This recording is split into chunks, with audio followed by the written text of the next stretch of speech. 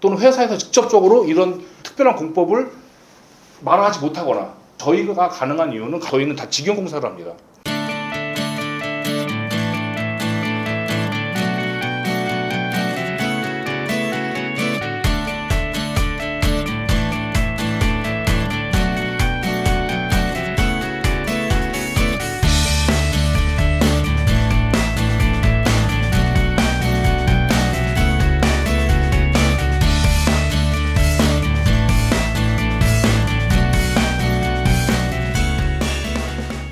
저희는 이제 보통 이제 저희 회사에서 짓는 집의 거의 90% 이상이 전부 다 목조주택으로 다 짓고 있거든요.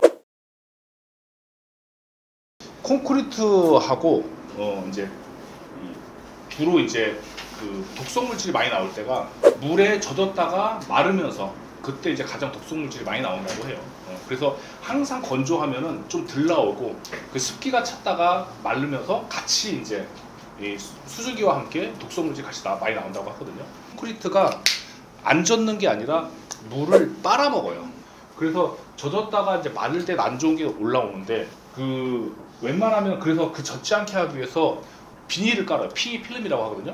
비닐만 가지고서 되지 않는 이유가 비닐을 완벽하게 막 진짜 꼼꼼하게 이렇게 막 테이프 해가지고서 치는 것이 아니라 보통 그냥 겹쳐서 치거든요. 이렇게 조금이라도 물이 좀 더 많거나 수압이 있다고 한다면 물은 셀 수밖에 없는 상황이죠. 예.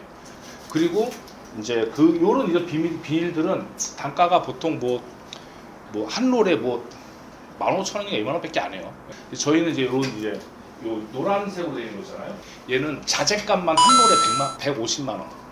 시공부까지 하면 200만 원 정도 들어가요. 비싼데 제가 라돈가스를 아예 차단해주는 차단망 역할을 해요. 그래서 비싼 거예요. 요거에 대한 추가 비용을 받은 적이 단 한 번도 없어요. 밑갈돌이가 이렇게 쭉 가는 거예요. 밑갈돌이. 여기는 밑갈돌이가 쭉 가는 거고요. 그다음에 이제 아래 이제 스터드들이 여기 이제 다혈제가 들어가는 자리라고 치고요. 예. 벽 두께만큼이 위에가 더 들어간 거예요. 그러니까 손을 넣어봐야지 안에가 다 들어갔는지 안 들어갔는지 아는 거예요. 그래서 저희가 이제 생각한 게 그러면은 저 코너만큼은 우리가 그냥 사진만 봐도 다 들어갔다는 것을 확정할 수 있게끔 좀 골조를 좀 치면 어떨까라는 생각을 해서 이제 말 그대로 단열 맞춤 골조라고 이름을 지어서 그렇게 친 거예요. 근데 너무 간단한 거예요. 뭐냐면 요 끝에 있는 애 있잖아요. 얘는 절대 자르지 말자. 요 끝에 원래는 여기에 들어가야 되는 건데 얘를 여기서부터 여기까지 여기는 간격이 이렇게 왔잖아요. 네, 근데 이렇게 간 거잖아요. 요거 신경 쓰지 말고 여기서부터 끝에는 요 간격으로 넣자.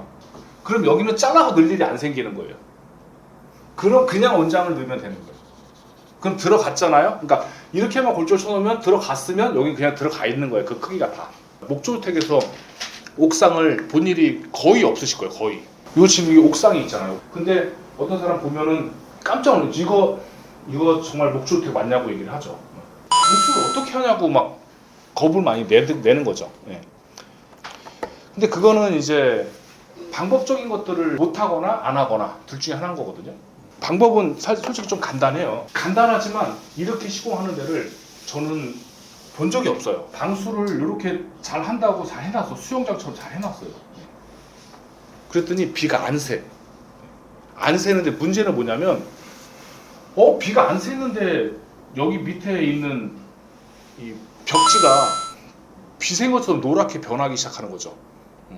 그러니까 그거에 대한 미스터리를 풀지를 못했던 거예요. 그 전에는. 그럼 그 이유가 무엇이었냐? 여름에는 직사광선이 맞으면 여기가 엄청 뜨거워져요. 그럼 안에서는 이제 에어컨을 틀잖아요. 그럼 안에서는 여기가 또 시원해져요. 거꾸로. 그러면 무슨 현상이냐면 이거를 여름 역결로라고 얘기를 하는데 온도 차이가 10도 이상 차이가 나면 물이 맺히는 걸 결로라고 하잖아요. 예. 이 결로가 이 온도 구배가 있잖아요. 온도 구배가. 얘가 자꾸 올라가다 보니까 온도가 여기까지 내려와서 여기서부터 온도 구배가 이렇게 그러니까 뭔가 좀 점점 오면서 결로가 조금씩 맺히기 시작하는 거예요. 그러니까 이 상태에 손을 넣으면 약간 축축하다는 느낌이 들면서 비가 샌 건 아닌데 부배 색깔이 조금씩 노랗게 변화되는 거.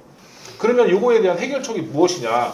너무 간단한 게 뭐냐면 요 지붕이 있는 데들은 안 생기는 이유가 요 안에 뜨거운 열이 들어와도 뜨거운 열이 여기 꽉 차도 여기는 열이 내려오는 것이 아니라 여기는 열이 다 나갑니다. 어디론가. 간단하게 그러면 지붕을 만들면 되겠네. 지붕을 어떻게 평평하게. 그래서 저희는 이 바닥에 한번 방수를 하고 쫄대를 이렇게 다 거기에 합판을 또 쳐요. 그리고 방수를 또 해요. 그래놓고 여기에 공기가 들어가게끔 만들고 다른 데서 공기가 빠지게끔 만든 거예요. 그렇게 해놓으니까 방수도 이중으로 됐고 환기도 됐고, 그러니까는 물이 셀 일도 없고 여름 결로가 생길 일도 없고. 그래서 이런 경우가 굉장히 많죠. 주방에서, 그러니까 내가 화장실에서 샤워를 하고 있는데 주방에서 냉수를 확 틀면 물이 확 뜨거워져. 왜냐면 여기로 가고 있던 것들이 잘 맞춰서 쓰고 있는데, 수압 맞춰서 여기서 냉수를 확 트니까 냉수 양이 확 주는 거예요. 그러니까 온도가 이거 확 올라가죠. 요 안에는 수도에 압이 들어가 있는데, 특히 이 온수 같은 경우에는 뜨뜻한 물 쓸 때는 뜨뜻한 물이 막 지나가서 막 이렇게 여기가 따뜻해져요. 그리고 꺼놓으면 식어서 여기 차 있는 물이 계속 따뜻한 게 아니에요. 그러면은 이 플라스틱은 팽창과 수축을 계속 하거든요. 쉽게 얘기해서 요 안에 껴있는 이 파이프에 압이 꽉 차 있는데, 따뜻하면 늘어나고 차가우면 잡아주고, 압은 차 있는데 그럼 잼잼잼잼 하다 보면 얘가 언젠가 빠질 가능성이 굉장히 많다는 거예요. 그래서 이 연결해서 쓰는 거는 안 하는 게 낫겠다라는 생각을 한 거죠. 예, 안 하는 게 낫겠다. 그럼 어떻게 하느냐면 여기에다가 분배기를 따로 하나 둬서요. 예, 딱 온수는 일로 들어가, 냉수도 일로 들어가, 수도꼭지 하나에 바로 하나씩 이렇게 가면 셀 때가 여기 아니면 여기밖에 없는 거예요. 이게 수도 분배기예요. 수도기 분배기 있을 때는 이유는 한 가지죠. 이렇게 1대1로 다 가게 하려고. 그러다 보니까 수압도 안 떨어지는 거예요. 옆에서 써도 잘. 얘는 분배기에서 다 따로 갔기 때문에 여기서 쓰고 있는데, 여기서 했다 하더라도 여기서 영향이 없진 않겠지만, 그죠? 영향이 없진 않겠지만 그렇게 심하게 떨어지진 않는다는 얘기죠. 그리고 또 그러다 보니까 또 좋은 장점이 생긴 게 뭐냐면, 얘는 이중배관으로 해놨어요. 이중배관. 이중배관이 뭐냐면, 우리 주름관, 빨간 거, 이거 있죠? 까만 거, 주름관 전기선 넣었던 거, 그 안에다가 다 넣어놨어요. 그러다 보니까 그 안에서 만약에 물이 새잖아요? 그러면은 물이 샜는지 안 샜는지도 그냥 대본에 알아요. 왜냐면 이런 데서부터 물이 나와. 여기서 샌 것들이 여기서 차는 거야, 이 안에. 차니까 어느 쪽으로도 나가야 되잖아요. 그러니까 나오는 거예요. 그러면 어떻게 하느냐? 아주 간단하게 이거 풀러가지고요. 거기 안에 있는 거 양쪽에 풀러갖고 줄줄줄 빼면 나와요. 에어컨 다시 줄줄 집어넣고 연결하면 끝이에요. 관리가 엄청 쉽다는 거죠. 그래서 별건 아니거든요. 저희가 따져보니까 이렇게 한 거랑 이렇게 한 거랑 얼마나 더 들어갈까? 라고 제가 대충 따져봤어요. 그냥 대충 봤을 때 한 평당 한 3만 원 정도 더 들어갈까 말까요. 그리고 우리는 이거를 별도로 비용을 받거나 이렇게 한 적은 없어요. 한 번도. 최근에 이렇게 하고 있는 데다가 늘어나고 있습니다. 다행히 늘어나고 있어요. 근데 이렇게 안 하는 데가 아직까지는 너무 많아요. 아직까지는. 그래서 이렇게 직결 배관으로 시공하라는 말씀을, 요런 체크를 꼭 하라는 말씀을 드리고 싶었습니다.